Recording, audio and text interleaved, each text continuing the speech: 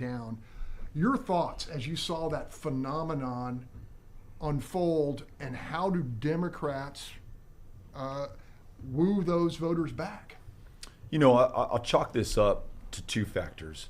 One, the electorate desperately wanted change in 2024. And there was one party, and specifically one candidate, who really embodied that. It might not be the change you want in every particular, but if you want change and one party's offering the same solution, the same way, even saying, I can't think of a single thing I'd do differently than my predecessor, and the other is saying, I'm going to blow this thing up, drain the swamp, and radically upend every convention and custom that you've grown accustomed to, we saw the outcome of that. The other was, and I'm a lifelong and very proud Democrat, but our party was not listening to people in Webb County or El Paso County or Hidalgo County. They were saying, look, we're lifelong Democrats. We are proud of our generosity, the fact that we are cities of immigrants, but this thing is out of control. It's too much. Mr. President, what are you doing? And we had a commander-in-chief who I think did a remarkable job, on the merits objectively, but had a terrible time communicating any of that. And furthermore, not showing up in Webb County and acknowledging what people were feeling, trying to explain it away. Hey, no, that's just a Republican talking pointer. You're really not experiencing what you think you're experiencing. I was in Maverick County in Eagle Pass, and a woman said, look, Beto, I voted for you in the last election. I'm a lifelong Democrat. But how would you feel if 20 migrants were stomping through your backyard, as they did in mine last night at 2 a.m.?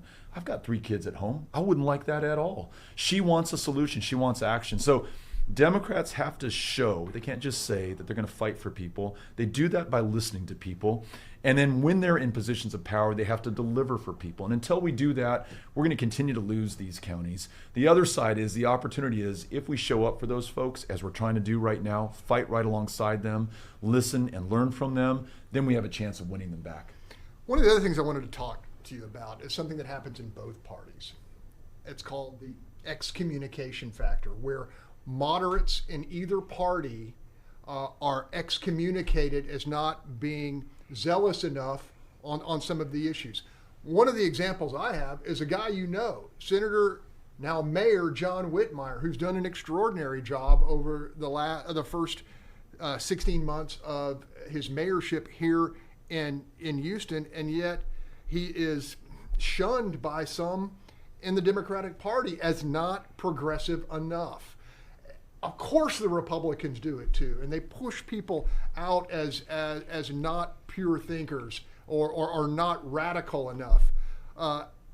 That shows up in primaries as well. And so you've got moderates who are being pushed out of their parties. Have you witnessed that phenomenon? Absolutely, and to just extend the metaphor of a church, you're really looking for converts, or you should be, and you shouldn't be looking for those that you're going to excommunicate, as you said, both parties are doing. I mean, you look at who the likely Republican nominee for Senate is in Texas, Ken Paxton. He's very exciting to the most radical extremist edge of his own party. But is he going to be able to speak to and connect with Democrats, independents, moderate Republicans? I mean, we will see. And if Democrats are going to win and come out of the wilderness, to your point, Greg, they cannot afford to be judgmental or exclusive or maintain an orthodoxy that alienates people who feel judged and talked down to. We've got to bring everybody in. And yes, there's room for moderates, there's room for conservatives, there's room for liberals as well. Given the question that's being called right now for America, like, will we continue to be a constitutional republic? Will we be governed by law or by tyrants and the super wealthy and super powerful? I mean, I think those issues trump, no pun intended, every other consideration, like where you are on the political spectrum, your precise views on abortion or gun control or this or that. I mean, those are important in their own right. Do not get me wrong. But the very question of America is being called right now, and you need the broadest possible coalition, a true united front, and we can't afford to be excommunicating people if we want to get there. So what have the town hall meetings that you've already conducted been like? What's the results, and what do you plan on doing with all of these levels of feedback that you get? It's fascinating, and part of me was wondering, and I think some of the people who attend the town hall are wondering, like, does this really matter? Is this me just feeling good? Is it signaling my own virtue in the face I guess that's what I'm getting. Yeah, yeah. It's like, is I this hear going to be you. another hour of me just expressing myself and it not going further than the room? So, yeah. And I think that those in power want us to feel powerless and hopeless and divided and succumb to despair. So I think the very act of showing up is powerful in its own right. And it's not showing up and let me listen and see Beto. It's showing up and holy smokes, 750 people are in this room in Amarillo, Texas. I didn't know there were other people who were concerned, who are willing to stand and be counted at this time of truth. And the great thing is that there's 2 microphones. I start with some opening remarks, and then everyone, we don't care your partisanship, we never screen or ask for it. Everyone who wants to gets a chance to speak or ask questions and tell us what they're going through. The young mother with the 12-year-old child with special needs who, because of the vouchers being passed, resources being drained from her local school, Trump proposing to cut the Individuals with Disabilities Education Act, she's like, does my kid end up in a warehouse? She said, I'm a mama bear. I'm going to fight for that kid every day, but I just don't know how to fight.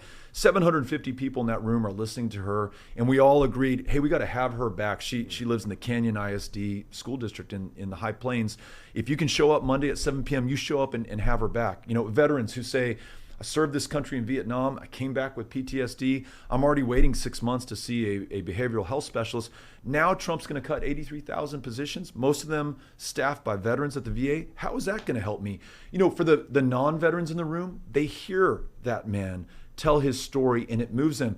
If it's just a statistic, if it's a Democratic Party talking point, I don't know that moves you. If it's another human being with whom you're sharing that moment, man, you want to fight for that guy because he fought for us.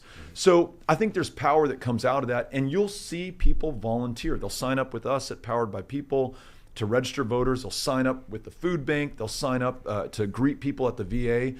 So good can come from that, but it only is possible when we come together. Okay. Well, we're unfortunately we're out of time, but tell us a little bit more information about tonight's event. It's in Humble, you said? We'll be in Humble at the Humble Civic Center, 6 p.m., and it's open to all.